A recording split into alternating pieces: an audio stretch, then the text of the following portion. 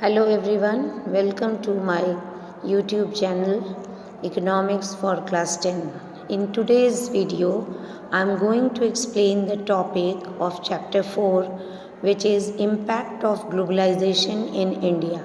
Already I have discussed with you factors which has enabled the process of globalization, in which I discussed foreign trade, liberalization of trade, in India and in other countries, then technology or advancement in technology, faster transport, etc. And then WTO, rules and regulations made by WTO, that is being followed by all the countries, those who want to remain and do foreign trade or international trade.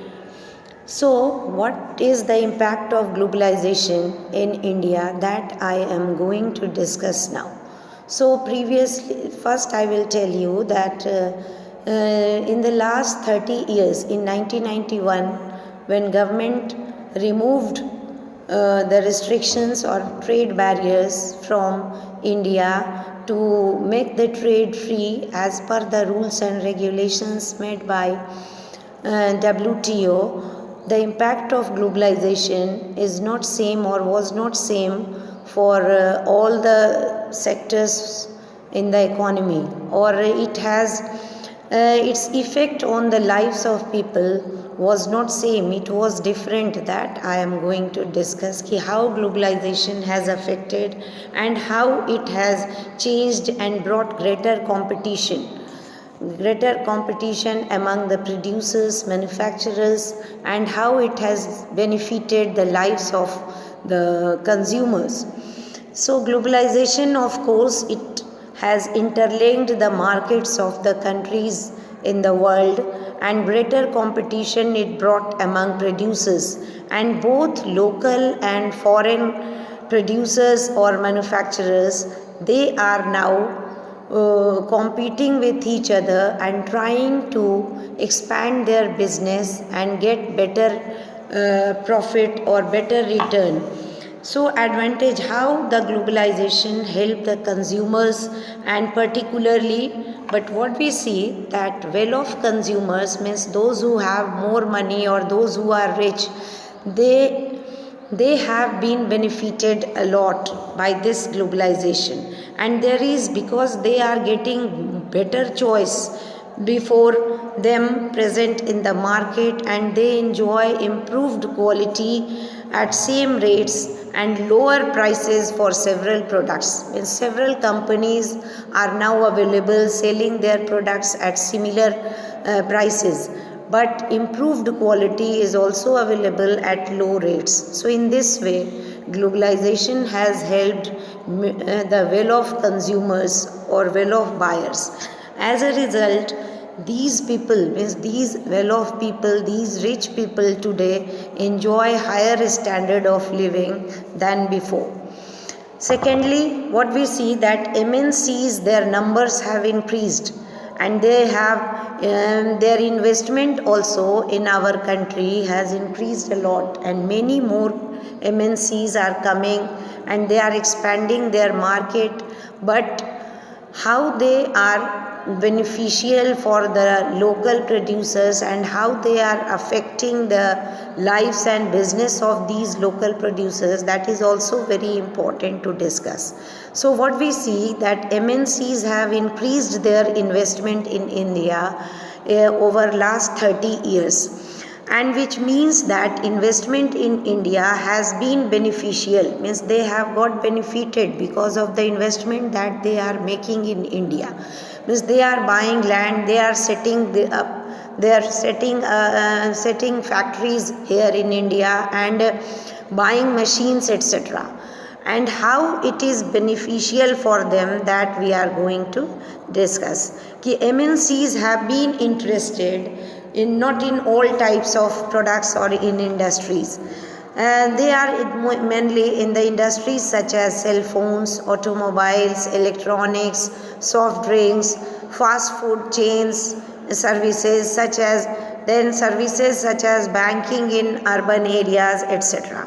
and these products have a large number of well-off buyers. Means the products that the MNCs are making or factories are being set up by them, these products are sold among the well-off buyers.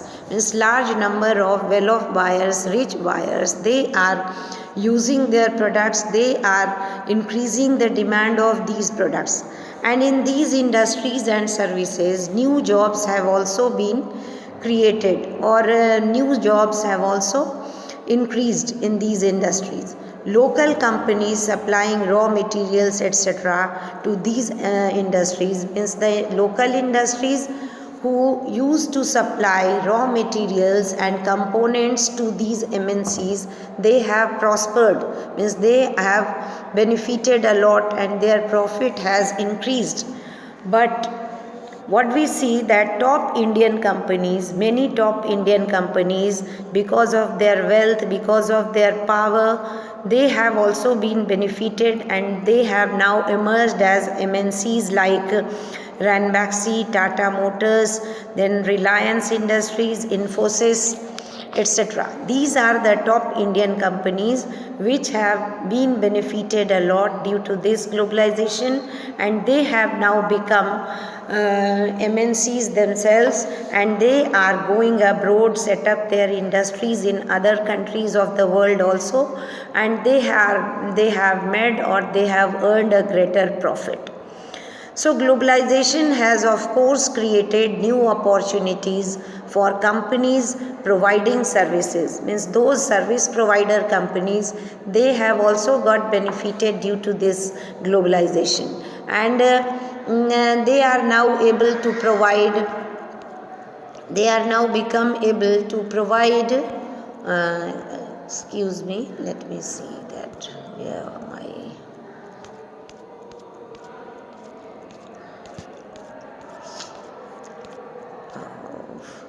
they have now become able to provide services to these large MNCs, and they are providing them services, they are making components or parts for them. So in this way, what we see that globalization has created new opportunities for such companies, such local companies, those who provide services to the MNCs.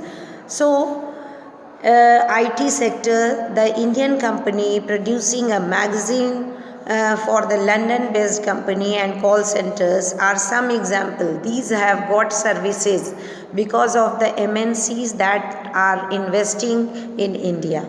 Besides, a host of services such as data entry, accounting, administrative services or task, engineering, they are now being done cheaply in countries such as India. Means these services the MNCs are getting very at cheaper rates in India, and these services are now available to them at cheaper rates through the Indian service providers. So in this way, they are exported to the developed countries. Means the services and the several types of products, engineering works are done by the Indians, and it is now being exported to developed countries. So in this way, we have seen that globalization has affected the lives of the people living in India in various ways.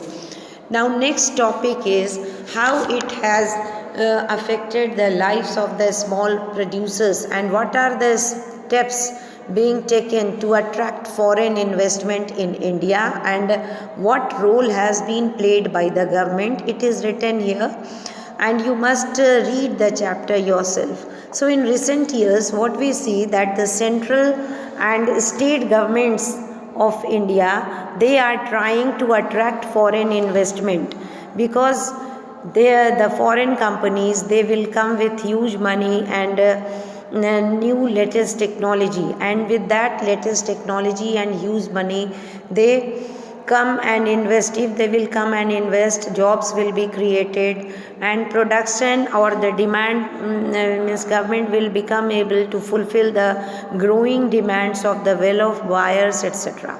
So especially what government is doing to attract these foreign investment, Industrial zones called special economic zones are being created for them, so that they may stay here and do all sorts of investment, and that will benefit the Indian economy. So special economic zones have to be created for them by these countries, in which they are being provided world class facilities, transport, electricity, water, roads, educational facilities, and companies who set up production units in the SEG, means those MNCs, those who want to set up companies in India in these type of zones where all these types of services are provided. They do not, they have been told or encouraged by the government not to pay taxes for the initial period of 5 years. Means 5 years they have been given discount. They are supposed to, they have been told that if they will invest in these zones, they won't be forced to pay taxes, and so for 5 years they can do business, they can set up their industries without paying any tax to the Indian government. So government has also allowed these MNCs flexibility in the labor laws to attract foreign investment. So one thing what government has done is, government has made their business tax free for 5 years for the initial 5 years. Then second thing is, government has also allowed flexibility in the labor laws to attract foreign investors, and we have seen in chapter 2 also, sectors of the Indian economy, that the companies in the organized sector have to obey certain rules that aim to protect the workers' right. But in the recent years, the government now has allowed companies to ignore many of these, means many of the laws, many of the rules which government made to protect the workers. Now government has allowed the MNCs to ignore these rules, because government has to encourage the foreign investment, government has to attract the foreign investors. So government has allowed them to ignore these rules, and instead of hiring workers on a regular basis, companies have become made to hire workers on temporary basis or on flexible terms for short period.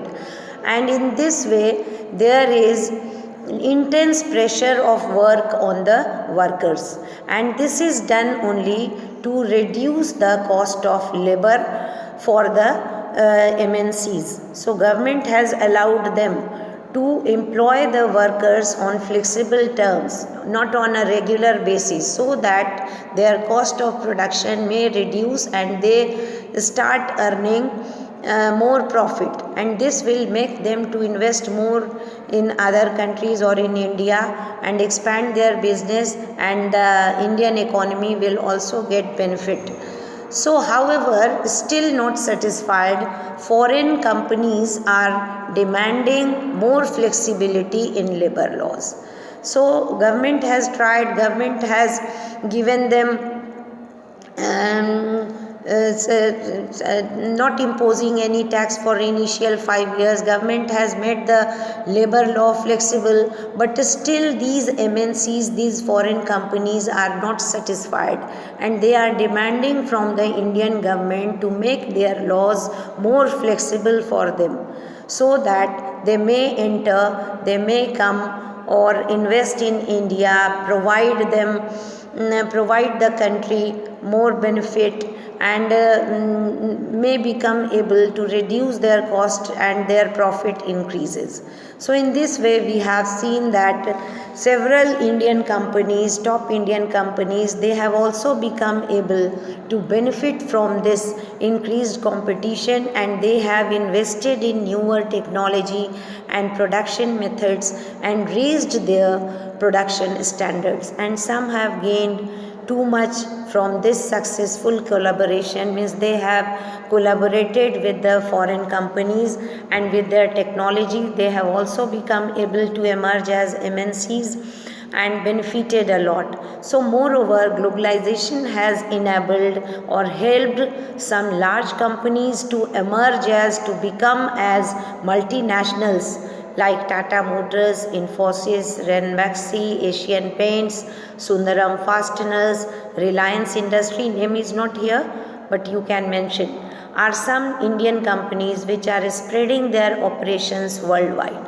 So, globalization has also created new opportunities for the companies, smaller companies, those who provide services like IT, the Indian Producing Magazine, then engineering works, administrative tasks are also being done by these smaller companies for the MNCs, and in this way they have also got work and are their products and services are now being exported to developed countries. Now in my next class I will discuss with you next topic, that is rising competition for the small companies and how it has become difficult for them to survive and continue with their production activities. Okay, thank you.